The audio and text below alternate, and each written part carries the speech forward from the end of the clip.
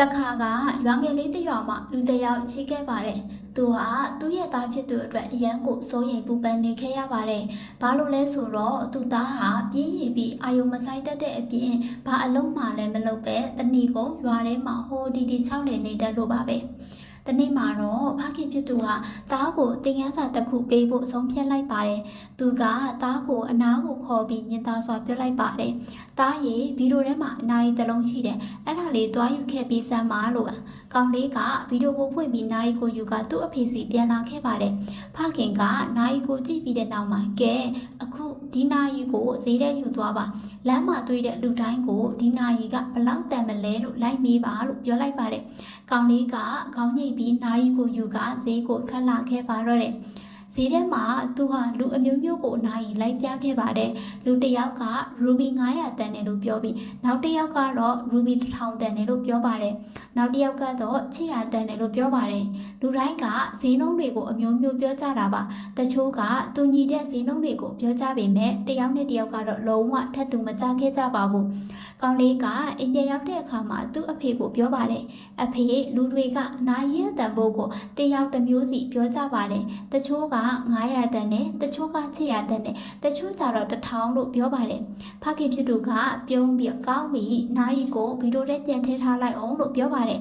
နောက်တစ်နေ့မှာဖခင်ကသားကိုထပ်ခေါ်ပြီးအဲ့ဒီနာရီကိုပြန်ယူခိုင်းပြန်ပါတယ်ကောင်လေးကနာရီကိုယူလာပြီးတဲ့အခါဖခင်ကအခုဈေးထဲကိုထပ်သွားအောင်ဒါပေမဲ့ဒီတစ်ခါမှာတော့နာရီရဲ့ဈေးနှုန်းကိုမမေးဘဲနဲ့ဒီနာရီထဲမှာရှိတဲ့အချိန်နဲ့တန်ဖိုးကိုမေးခဲ့ပါလို့ပြောလိုက်ပါတယ်ကောင်လေးကဇဝေဇဝါဖြစ်သွားပြီးသူ့အဖေဘာကိုဆိုလို့လဲဆိုတာကိုနားမလည်ခဲ့ပါဘူးဒါပေမဲ့အဖေဖြစ်သူရဲ့စကားကိုနားထောင်ပြီးဈေးထဲကိုထပ်သွားခဲ့ပြန်ပါတယ်သူကတွေးတဲ့လူတွေကိုဒီနာရီတဲကအချိန်ရဲ့တန်ဖိုးကဘယ်လောက်ရှိမလဲဗျာလို့လိုက်မေးတဲ့အခါလူတွေကသူ့ကိုထူးထူးဆန်းဆန်းကြည့်ကြပါတယ်တချို့ကသူ့ကိုရေမောကြပါတယ်တချို့ကဖယ်သွားဖို့ပြောပါတယ်တချို့ကြတော့လည်းဘာလို့နဲ့အတိတ်ပဲမကြည့်တဲ့မိကွန်းလဲဆိုပြီးဆိုကြပါတယ်ကောင်းလေးခင်ဗျာချက်လဲချက်ဝမ်းလဲဝမ်းနဲ့နေပါတယ်နောက်ဆုံးမှာတော့သူဟာအဖိုးကိုတရားအလုံးလုံးနေတဲ့ဆိုင်ငယ်လေးတစ်ဆိုင်ရှိမှရက်လိုက်မိပါတယ်အဲ့ဒီအဖိုးကနိုင်ပြင်းတဲ့အလုံးနဲ့အလုံးချုပ်နေပါတယ်ကောင်းလေးကအဖိုးကိုအဲ့ဒီမိကွန်းမေးလိုက်တဲ့အခါမှာတော့အဖိုးကသူ့အလုပ်ကိုခဏရက်နာလိုက်ပါတယ်သူကကောင်းလေးကိုကျင်နာတဲ့အပြုံးနဲ့ကြည့်ပြီးကောင်းလေးဘာလို့မေးချင်လဲဆိုတာကိုသဘောပေါက်ပါတယ်အဖိုးကလေးတန်းအေးလေးနဲ့သားလေးမင်းအချိန်ကိုငွေကြေးနဲ့တန်ဖိုးဖြတ်လို့မရဘူးကွမင်းမ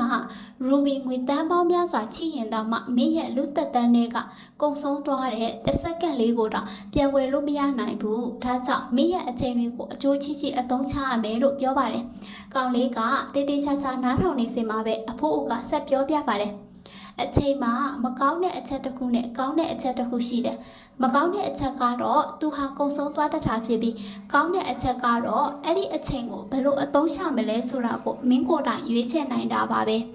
ဒီလောကမှာရှိတဲ့လူတိုင်းဟာတစ်နေ့ကို24နာရီစီတန်းတူရှိကြပါတယ်။တထေးရောလူစည်းရဲပါအတူတူပေါ့။ကွာခြားချက်ကတော့သူတို့အဲ့ဒီနာရီတွေကိုဘယ်လိုအသုံးချမလဲဆိုတာပါပဲ။ကောင်လေးရဲ့မျက်ဝန်းတွေဟာနားလေသဘောပေါက်မှုတွေနဲ့ပြည့်စုံသွားပြီးသူ့ရဲ့စိတ်ထဲမှာတခုခုပြောင်းလဲသွားခဲ့ပါတယ်။သူဟာအဖိုးအုပ်ကိုကျေးဇူးတင်စကားပြောပြီးအိမ်ကိုမြန်ပြန်ခဲ့ပါတယ်။ပြီးတော့ဈေးထဲမှာဖြစ်ပျက်ခဲ့တဲ့မြအရာအားလုံးကိုသူ့အဖေကိုပြန်ပြောပြပါတယ်။ဖခင်ဖြစ်သူကဂုံယူဝေကြွားစာပြုံးလိုက်ပြီးတားရဲ့ပခုံးကိုပုတ်ပေးလိုက်ပါတယ်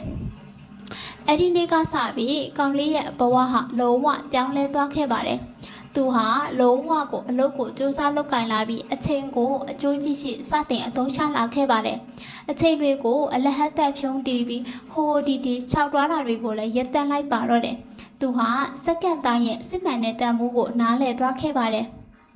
ပုံမြင်လေးရဲ့သင်ခန်းစာကတော့မိတ်ဆွေတို့ကိုအချိန်ဆိုတာလူတိုင်းအတွက်အခမဲ့ရနိုင်တာဖြစ်ပေမဲ့တကယ်တော့တန်ဖိုးမပြတ်နိုင်တဲ့အရာဖြစ်ပါတယ်။သင်ဟာအချိန်ကိုငွေနဲ့ဝယ်လို့မရနိုင်တယ်လို့သိသိထားလို့လည်းမရပါဘူး။အသုံးချခွင့်ပဲချိတာပါ။တစ်ချိန်တစ်ခါကုန်ဆုံးသွားခဲ့ရင်တော့ဘယ်တော့မှပြန်မရတော့ပါဘူး။ဒါကြောင့်သင်ရဲ့အချိန်တွေကိုအကျိုးရှိအသုံးချလိုက်ကြပါနော်။